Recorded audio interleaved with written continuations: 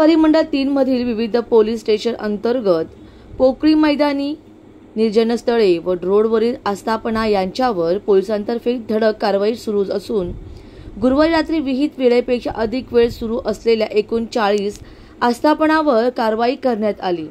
तसेच उघड्यावर व निर्जन स्थळी एकूण 81 नशेखोरांवर कारवाई करण्यात आली आहे। अशा एकूण 121 कारवाई करण्यात आली। त्याचप्रमाणे रस्त्यावर अतिवेगाने मोटारसायकल चालवणे आणि ट्रिपल सीट वाहन चालवणे याबद्दल एकूण 101 जणांवर कारवाई करण्यात आली। कल्याणमध्ये पोलिसांकडून करण्यात आलेल्या सदर मोहिमेबद्दल नागरिकांमध्ये समाधान व्यक्त होत आहे। ही मोहीम कायमस्वरूपी सुरू राहावी आणि रात्रीच्या गस्त आणखी काही प्रमाणात वाढवाव्यात अशी अपेक्षा करण्यात येत आहे। वरील प्रमाणे पोलिसांची अशीच धडक कारवाई यापुढेही सुरूच राहणार आहे, अशी ग्वाही उपायुक्त अतुल झेंडे यांनी दिली आहे। The bureau report, discovery TV news.